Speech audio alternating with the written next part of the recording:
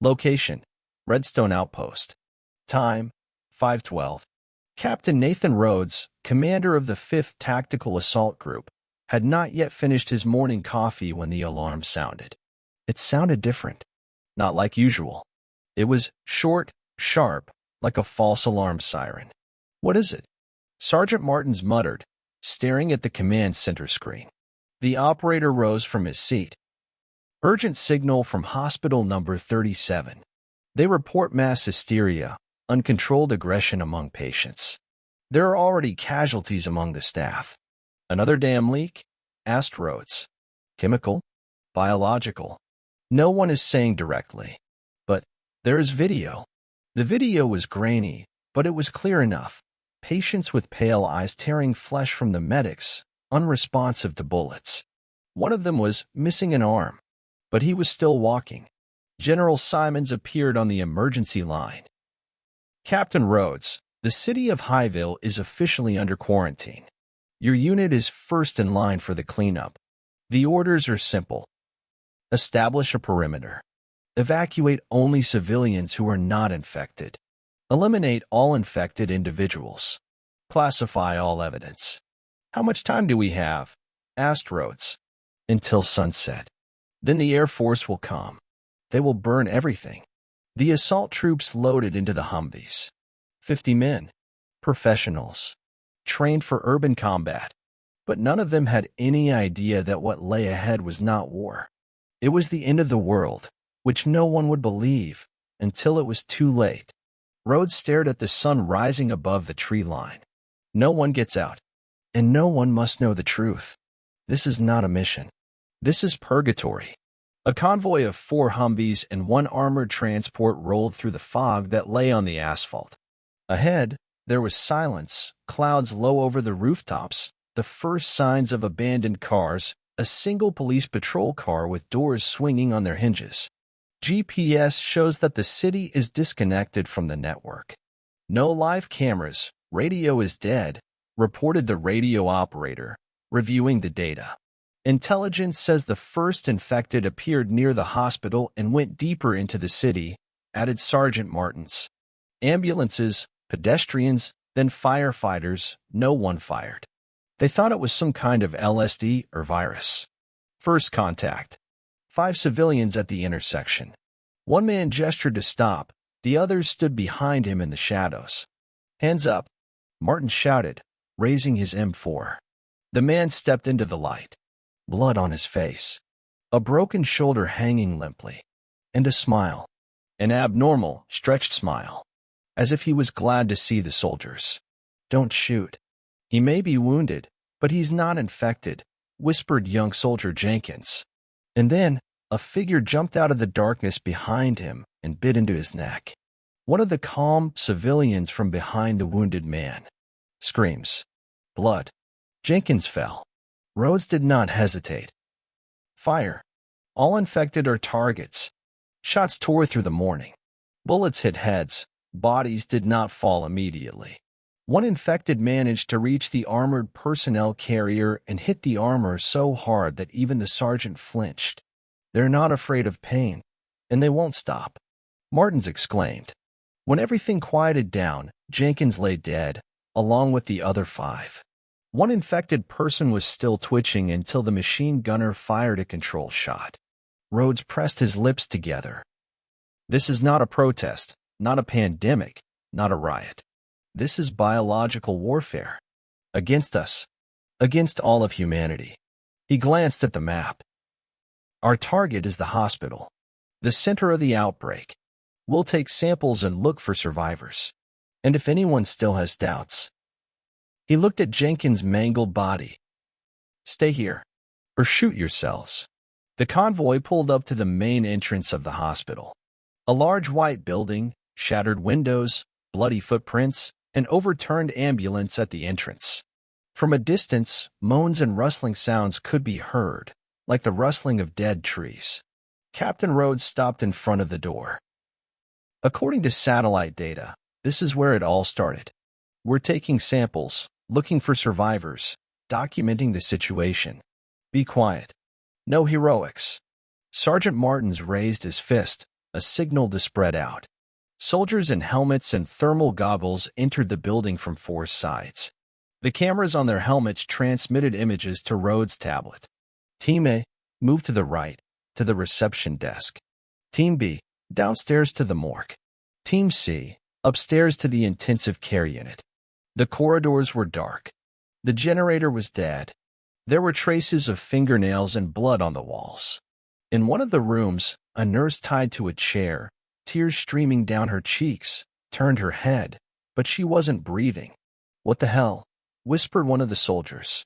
As soon as he approached, the body jerked violently, and she lunged forward, growling. Bang!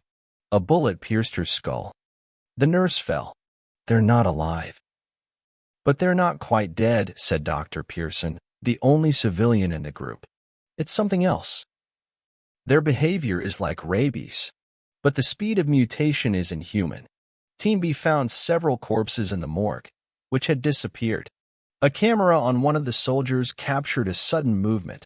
A half-rotten man in a bathrobe jumped out from under the table and bit the medic's throat. The second soldier fell, screaming. They have residual reflexes, but they don't respond to pain, light, or sound, only to movement and blood, Pearson reported when he saw the recording. Rhodes heard over the radio. "This is Team C. We found the children. They. Them." And suddenly, the connection was lost. "Fire support, immediately." "Team C, come in," Rhodes shouted, but there was no response. He gripped his rifle, glanced at the remains of the map, and said quietly, "They're inside. This isn't a city. It's a trap, and we're in it." Captain Rhodes personally climbed the stairs, leading the remnants of Team C, 3 soldiers who were still responding on the radio. Their voices sounded unstable, with a panic that none of them had ever shown in any war before. "Commander, there's something sitting in the dark here. It's breathing, but we can't see anything on the thermal imager. Stay together. We're close." When Rhodes and his team reached the pediatric ward corridor, the air was heavy and thick. It felt oppressive. The lights were flickering, and with every passing second, the silence became too perfect. "This is bad. Very bad," whispered Sergeant Martins. "This doesn't happen. Even in a dead house, there should be something creaking." They turned the corner and froze. In front of them lay the bodies of 3 soldiers. No armor, no weapons. One was headless. The second had his chest torn open, as if he had been ripped apart with bare hands. The third was still breathing, but his eyes were cloudy, like marble. "God." "It's Davis," one of the fighters exclaimed. "Davis, hang on." Rhodes raised his hand. "Don't go near him. He's infected, but he's still alive." "Gerer." The body jerked, and Davis lunged forward, breaking free from the blood-stained floor like a beast. Bang, bang, bang. 3 bullets to the head, and one more, just in case. Silence fell again, but it was different. Aftermath. Bloody. "It's mutating faster than we thought," Pearson said, shocked. "We're not talking about hours, but minutes after infection. A person doesn't even have time to die. They're already killing." "So every wounded person is a potential bomb," Rhodes clarified.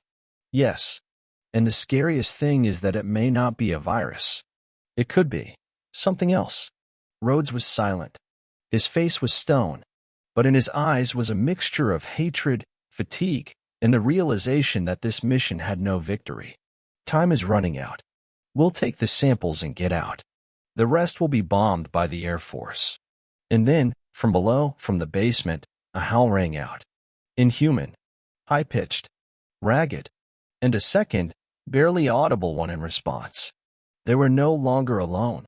The stairs to the basement were dark, partially collapsed, littered with vials, empty stretchers, and a body in a bathrobe. A single thought echoed in the minds of each of the soldiers: it's better not to go there. But Rhodes didn't stop. "Delta Team, follow me. Fire to kill. Mission: find the lab, retrieve the samples, return alive. That's all that's left of the mission." The basement turned out to be much larger than the map had indicated. Old rooms marked BLD 7 Clan S, Biolock. A secret research area. Military. Non-governmental. One that shouldn't exist. Rhodes, do you see that? Pearson asked, pointing to a sign on the door. NID, National Institute for Infectious Development. Class 4-inch. This wasn't just a hospital. They were testing something here. They opened the door and saw horror. Inside was a destroyed laboratory. Overturned cabinets. Blood on the walls. And in the middle of the room, an isolation chamber with cracked glass. Inside, a dead man in a biohazard suit, and next to him, a capsule with a blackish liquid, which was empty. Is this patient zero? Martin suggested. No, it's something more. It's the source. Pearson took the fragments of the capsule, the contents of the refrigerator with tissue samples, and the test tubes with blood. They were already on their way back when the same sound, a howl, was heard again from the opposite end of the basement. But now it was closer and heavier. Shadows moved in the depths of the corridor. Blurred, but not random. Back. To the stairs. Rhodes shouted. Suddenly, one of the soldiers, Fernandez, stumbled and fell. Something larger than a normal infected creature lunged at him from the darkness. It had deformed limbs, a head that looked like a bag of flesh, and 3 rows of teeth. Grrrr. Fernandez screamed, but only for a second. Then he was torn apart.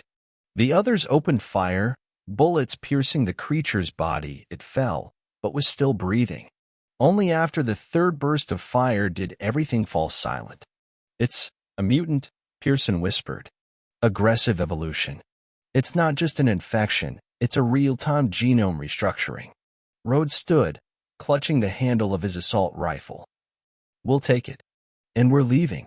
None of these creatures are leaving the city. None. After leaving the basement, Rhodes' group was left with only 3 armored vehicles, 9 living soldiers, and several cans of infected blood. They had lost a lot of equipment, but they had gained something that could explain the beginning of the apocalypse. What now, Captain?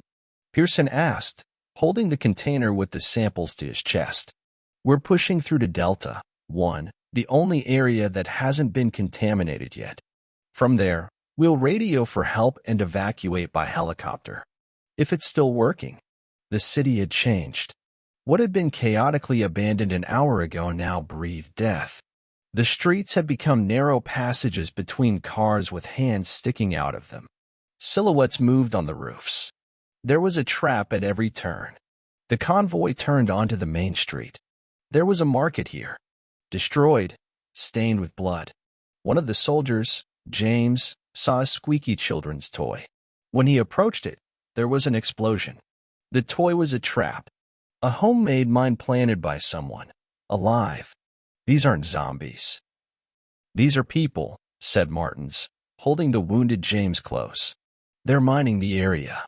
Locals, asked Rhodes. Maybe, or something worse. Those who want to make sure no one gets out. Not even us. The convoy broke through the burning barricades. One of the houses they drove through collapsed, blocking the way back. Now there was only forward. And ahead, around the bend, were civilians. About 10 people, women, children, one old man with a rifle. They held their hands up and shouted. We're not infected. Take us. Please. The soldiers slowed down. Pearson got out first, with a scanner. No signs of infection. Clean. Rhodes gritted his teeth. He knew that according to orders, there was no provision for evacuating civilians. But he also knew that if he left them behind, no one would survive. Load them up. All of them. Put them in the second vehicle. That's my order. That's a violation of protocol, Martins reminded him. I'll rewrite it myself if we survive.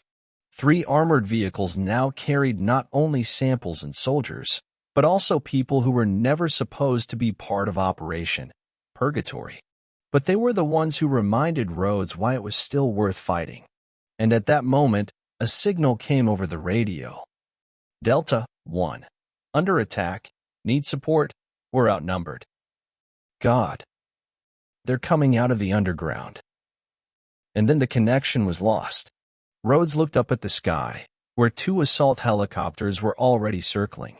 We will either die as soldiers or survive as humans. Let's move. Just a little further. Another 200 meters and we'll be on the surface. Pearson followed with the remaining samples, those that had not been destroyed in the explosion. Martins covered the rear with the 2 remaining members of the assault team. Behind them were several civilians who had been rescued from the city. Suddenly, there was a deafening roar. The only infected survivor of the explosion rushed forward. His body was burned, but his muscles were still moving, and he ran blindly, guided by sound. Rhodes wanted to raise his machine gun, but he didn't have time. Bang! The mutant stopped and fell. The shot came from above. A Black Hawk military helicopter circled above, lowering a rope, and next to it was a landing party clearing the last entrances. This is Needle 6, the Rapid Response Special Forces Unit. Are you Captain Rhodes? A voice came over the radio. Rhodes. The target has been destroyed. Data partially preserved. Survivors with me. Come up. The aircraft are already in the air. The city will soon be completely cleared. The group climbed up the ropes one by one. First the civilians, then Pearson with the samples, then Martins, and finally Rhodes with his last ounce of strength. When they rose into the air, Highville looked dead from above. Hundreds of black spots moved through the streets, the remains of the infected, not yet destroyed. What next? Pearson asked. Rhodes looked at the fragments of the map and reviewed the recordings from the helmets. This was only the first phase. They're already in other cities. The spread is inevitable. Pearson pressed the container to his chest. We saved at least something. Maybe this is the key. Rhodes nodded. But the key to what? To cure this? Or to destroy everyone who's left? At that moment, a light flashed on the horizon. The aerial cleansing had begun. The helicopter gained altitude as it approached the outskirts of Highville. Behind it, the city was already burning. The Air Force had begun bombing, wiping entire neighborhoods off the face of the earth. No evacuation, no attempts to save anyone else. Only fire and absolute cleansing.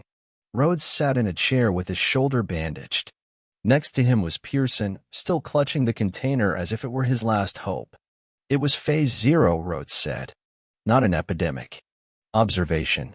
They were testing how we would react, how we would fight, and how much we were willing to destroy to stop the spread. You think it's not human? Pearson asked. I think it doesn't matter anymore.